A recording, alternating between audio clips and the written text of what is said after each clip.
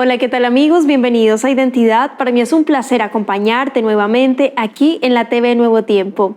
Hoy vamos a conocer la historia del pastor Jorge Galindos. Su historia nos evidenciará cómo Dios se preocupa por cada uno de sus hijos. Antes de conocer su historia, quiero invitarte para que solicites gratuitamente la revista Esperanza en Busca de la Verdad. Para solicitar este material solo debes acceder al sitio web www.nuevotiempo.org/escuela bíblica. Te haremos llegar gratuitamente en digital este material gracias a las donaciones financieras que realizan nuestros ángeles de esperanza, así que estaremos muy atentos a tus pedidos. Vamos a ver el video biográfico de la historia de hoy. Bienvenidos.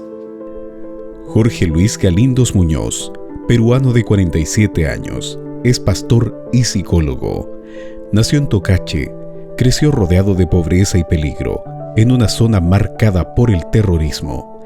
A los 16 años, ingresó al ejército del Perú y se convirtió en paracaidista.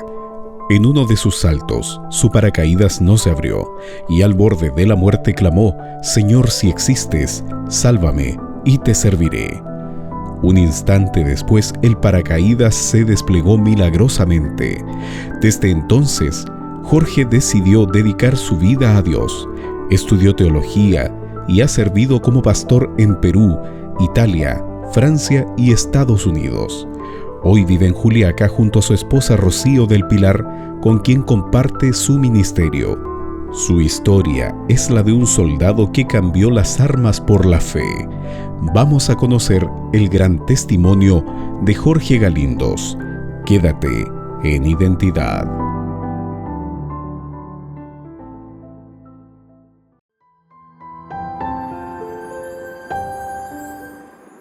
¿Crees que Dios siempre está contigo? Hoy tenemos a un nuevo protagonista. Él es el pastor Jorge Galindos, peruano, y por supuesto ya está aquí con nosotros para conversar y conocer más acerca de su testimonio, así que vamos a darle la bienvenida. Adelante, pastor Jorge, qué placer conocerle, tenerle aquí en Identidad, de conocer su historia, la identidad que Dios le ha dado. ¿Cómo está? Hola Ángela, gracias por esta invitación. Realmente estoy súper contento, feliz, un poco nervioso porque nunca tuve una entrevista así como ahora. Y hoy me encuentro aquí en Argentina en una campaña evangelística. Y pues aquí estamos para servirte, para atenderte y pues a responder tus preguntas. Excelente, pastor Jorge. Bienvenido, gracias nuevamente. Que Dios le use muchísimo allí en Argentina, y de paso saludar a quienes nos sintonizan a través de la Nuevo Tiempo, el canal de la Esperanza, también a través de la aplicación ntplay.com/es y también a través del canal de YouTube Nuevo Tiempo Chile. Recibimos muchos saludos de Argentina, así que un abrazo gigante, y bueno, por supuesto también a quienes se suman en diferentes lugares allí del mundo hoy con la tremenda historia del pastor Jorge. Me encanta tener el privilegio de tener que entrevistarlo por primera vez y de que muchas personas conozcan su tremenda historia, pastor Jorge. La historia del pastor es tan tremenda que posiblemente hagamos una parte 2 porque no nos va a alcanzar el tiempo. Así que bueno, y hablando de tiempo, vamos a aprovechar y a entrar en materia. Pastor Jorge ya nos comentó que está en Argentina por temas de predicación, pero por lo general, ¿dónde vive? ¿Cuántos años tiene? ¿Cómo se llama su esposa? Su profesión, sus profesiones, porque tiene dos. Bueno, cuéntenos para saber cómo está en este momento, pastor. Soy Jorge Luis Galindos Muñoz, natural del oriente peruano de Perú. Mi ciudad se llama Tocache, que es el Amazonas. Y bueno, soy el mayor de 6 hermanos. Yo soy el séptimo hermano. 2 damas y 5 varones. Y papá, mamá, bueno, ellos vivos todavía. Y bueno, y me encuentro trabajando en la Unión Peruana del Sur de mi país, que es el lago Titicaca. Ahí estoy trabajando ya 6 años. En total estoy trabajando durante todo, desde que salí de la facultad, estoy trabajando, bueno, ya son 14 años, más 4 años que trabajé en Italia también. Un año trabajé también en Estados Unidos. total ya son ya como casi 18 años que estoy en la obra de Dios. Amén, amén. Y hoy vamos a conocer de cómo Dios le invitó a estudiar y a ser parte de esta obra maravillosa. Antes vamos a irnos atrás en el tiempo, Pastor Jorge, porque tengo entendido que usted en su infancia casi muere ahogado. Cuéntenos en el contexto qué fue lo que sucedió y cómo se salvó de milagro. Bueno, contando allí que vivía en la selva. Bueno, cuéntenos, Pastor Jorge. Mi madre, ella es Esperanza Muñoz Genovés, una madre muy recta, una mujer muy disciplinada. Y pues como yo era el hijo mayor, ella no me dejaba ni salir a las fiestas. Mi madre era muy estricta, pero gracias a Dios para bien. Éramos muy católicos y siempre cuando íbamos al colegio me decía a tal hora estás en la casa. Y antes se estudiaba pues tarde y mañana, ¿no? Estoy hablando del 90, ¿no? Hasta el 95 por ahí. Entonces, una vez me tocaba educación física, que es la actividad física, y pues estaba más o menos en el segundo año de secundaria. Y mis primos, ellos vivían ahí a la ribera del Guayaga. El Guayaga es uno de los ríos más grandes de Perú, que conecta con Marañón y Lucayali y forman el Amazonas. Es un río muy, muy ancho. Entonces, cuando salíamos de la escuela, pues directamente a la casa, porque mamá dejaba ahí la comida y ella se iba al campo a trabajar. Eh, entonces, ese día no vino el profesor de educación física. Y mi primo me dice, Jorge, vamos al río a bañar. No, yo no voy, aparte, yo no nado en ríos grandes, en pequeños sí nado, normal. Entonces me dice, vamos, y mi primo comienza a liderar a más jóvenes ahí, a más chicas, ¿no? Las señoritas de mi salón, y éramos un total de 9, 4 varones y 5 señoritas. Y mi primo era el líder, ¿no? En ese momento, entonces los animó y nos fuimos al río, ¿no? Eh, un adolescente pues siempre quiere demostrar que sí puede, que todo lo puede. Así que llegamos al río y cuando veo el río pues era muy ancho. Yo un poco temblaba de miedo y mis primos, como ellos vivían en la ribera, ellos sí cruzaban el río normal, porque ellos ya eran un pez en el agua. Entonces mi primo dice a mis amigos, vamos a cruzar. ¿Quién cruza al otro lado? Todos cruzamos, sí. Y las chicas, mis compañeras dijeron, ¿tú, Jorge, también lo cruzas? Sí, yo también lo cruzo, yo también sé nadar.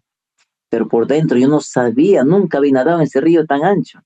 Así que mis primos comenzaron bueno, a cruzar el río, a nadar, mis otros amigos también. Y las señoritas estaban ahí aplaudiendo, quién nada mejor, quién cruza al otro lado. Yo también no me lanzaba al río. Así que, este, me dice, Jorge, ¿y tú? Digo, ahorita me lanzo. Y por quedar bien con las señoritas, ¿no? Me lancé y como no sabía tanto nadar en ríos grandes, comencé a bracear, pero muy rápido. Creo que no había nadado ni 10 minutos y estaba cansado. Y ese río, pues, bueno, creo que es 1 kilómetro de ancho. Es muy, muy ancho, ¿no? Como más de 1000 metros. Yo estaba en 10, 20 metros y ahí estaba cansado y no tenía la técnica necesaria. Estaba en 20 metros, parece 50 metros y 100 metros, 200 metros y pues casi 250 metros, me imagino, por ahí. Y me comenzó a dar vueltas el agua y yo me hundía, salía, me hundía, salía, miraba arriba, veía a los cerros que empezaban a dar vueltas por mí encima, o sea, me estaba ahogando. No quería levantar la mano por vergüenza, porque no digan que me estaba ahogando, y luego no me acuerdo más. Creo que ese momento ya el agua me estaba llevando, y gracias a Dios que había personas del campo que estaban pasando, un bote se dice, o canoa, son barquitos de madera, estaba pasando con sus bananas, llegando de la chacra a la ciudad, y dice que él me ve a un bulto que estaba ahí dando vueltas ahí, y él miró y era un ser humano, era mi persona. Entonces él tira una cuerda, una soga, y dice que yo me agarro de la soga y salgo como pez. Pero yo no me acordaba de eso, yo estaba inconsciente. Y yo abrí los ojos cuando estaba en el hospital. Abro los ojos, estaba en el hospital, ahí estaban mis amigas, mis amigos asustados. Los profesores no sabían, mamá, papá no sabían, y así fue un susto muy terrible por desobedecer a mamá. Y eso nunca le conté a mi madre hasta que ahora que somos grandes le conté a mi mamá, porque si yo le contaba, aparte que quizás lloraba, me sonaba más castigo, ¿no? Por desobediente, porque hubiese muerto. Y eso pues fue por mi desobediencia, porque era aparentar que yo podía. Son decisiones erróneas que comete un adolescente en su aventura, por quedar bien con alguien. Sin duda fue un milagro, Pastor Jorge, de que estuviesen pasando allí los ribereños también con el bote, lo hayan visto, lo hayan allí sacado, usted que no recuerda más, sino ya cuando despertó en el hospital. Y Dios cuida de sus hijos y nos deja también un aprendizaje allí en esta historia, Pastor Jorge, una analogía también, porque así somos nosotros en nuestra vida y en nuestra desobediencia para con Dios, por muchas veces cargar con de pronto algo que no somos. Dios nos quiere mostrar lo más puro, lo más bello que somos, que podamos obedecerle por amor, pero nosotros no, somos desobedientes y queremos aparentar cosas que ni somos ni creemos que tenemos. Entonces realmente nos deja allí la reflexión, no solo para la adolescencia, sino para nuestra vida actual, que aparentamos ser o tener, a quién obedecemos, por qué desobedecemos el amor de Dios, y es algo allí de aprendizaje. Continuando con su historia, usted bien decía allí que su familia muy católicos espiritualmente en ese sentido, y quiero consultarle cómo su familia conoce del pueblo de la Biblia, cómo llega el mensaje allí, en esa zona geográfica, en su familia también, el mensaje de la Iglesia Adventista del Séptimo Día allí para estudiar su palabra, sus verdades y lo que eso empieza a significar para su mamita también y para la familia en general, Pastor Jorge. Mi madre viene de una familia muy católica del norte de mi país, pero mi madre también, ella no tenía muchos estudios en la escuela porque ella era la menor de 12 hermanos, y solo tenía un varón nada más entre toda la familia. Y solo en ese tiempo hacían estudiar a los varones, no a las damas. Pero mi madre, como era la última y se aparecía al papá, dice, ella me cuenta, pues lo hicieron estudiar una semana en la escuela, en la primaria, pero fue suficiente para que ella comience a leer los libros. Bueno, pasó el tiempo, cuando ella ya fue más adolescente, más grande, eh, ella pues se juntó con su pareja, ahí donde yo nazco también, y pues estuvimos ahí en mi tierra, que es Tocache, la selva, y ella siempre andaba con su Biblia, una Biblia que utilizan los católicos, Dios habla hoy. Y como ella tenía un libro, una Biblia, y era muy católica, pues ella estudiaba como historias toda la Biblia, de tapa a tapa, de tapa a tapa. Esa era la única forma como ella aprendía a estudiar, a leer más, a leer más. Bueno, ahora ella lee mejor que yo. Y pues ella en su tiempo de catolicismo, ella pues estudió más de 7 veces la Biblia de tapa a tapa.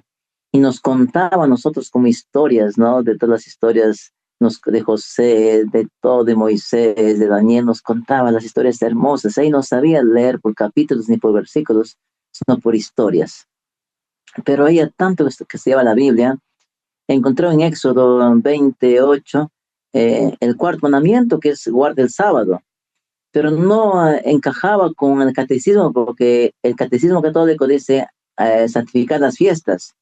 Mi madre, pues, se acerca al sacerdote, era un australiano, un alto, un blanco, se acerca y dice, padre, eh, ¿por qué dice la Biblia guarda el sábado en el cuarto mandamiento, y por qué dice el catecismo santificar las fiestas?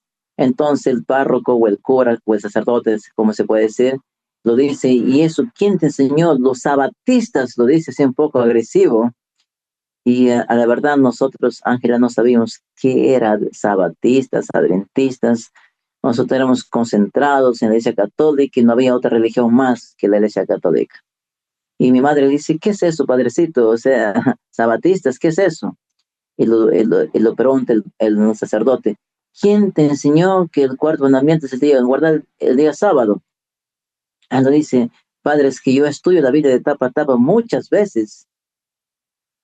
Mira, hija, lo dijo, si tú has encontrado eso en la Biblia, búsquete una iglesia que respete ese día.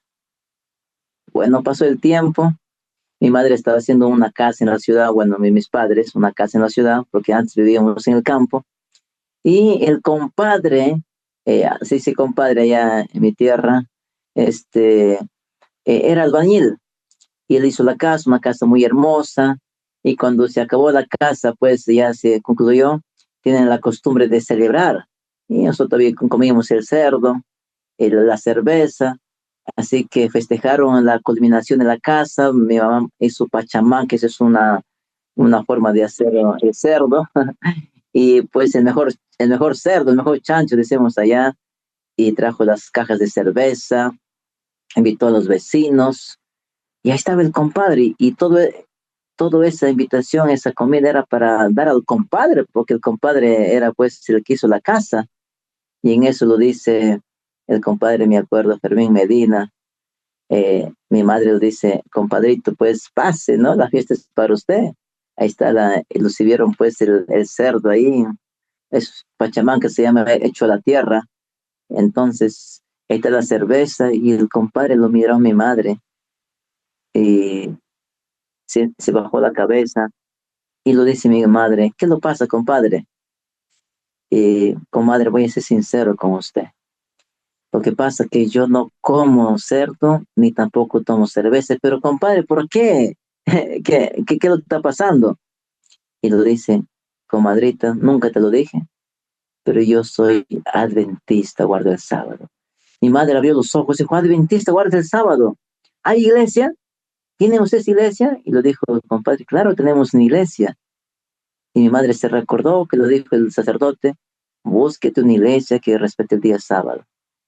Y ahí comenzó, esa es otra historia, comenzó mi madre emocionada, ese día que el compadre lo invitó a la iglesia, mi madre se puso los mejores aretes, los collares, braceletes, en ese tiempo había oro, y ella pensaba que ir a la iglesia pues ir de lo mejor, ¿no? Según su costumbre que ella tenía, su conocimiento, y lo hermoso fue que cuando llegamos a la iglesia adventista, a los niños todo por clases, mi madre se quedó con los adultos, pero nadie le dijo por qué estás con arete, por qué estás con collares. Ella misma se dio cuenta que nadie tenía aretes y collares. Ella dijo, pues aquí nadie ama a Dios, ¿no? Yo vine con todo esto porque amo a Dios. Y ahí comenzó el trabajo de la familia Medina, que fueron los compadres, juntamente con el pastor Adán Mondragón, que comenzaron los estudios bíblicos a mi madre y a todos nosotros. Y por gracia de Dios, toda la familia nos entregamos a Jesús y gracias a mi madre lo tomó en serio. Ella fue quien agarró la batuta del evangelio en la casa, y fue muy fiel hasta ahora, es muy fiel, una mujer misionera, y creo que todos los hijos han salido a la mamá. Mi papá también es misionero, pero mi madre es quien toma el comando ahí, ¿no? Y hasta ahora ella no puede estar tranquila si no tiene estudios bíblicos, si no bautiza. Ella es una mujer loca por el evangelio. Y gracias a Dios que todos los hijos hemos salido con esa sangre evangelística de mi madre.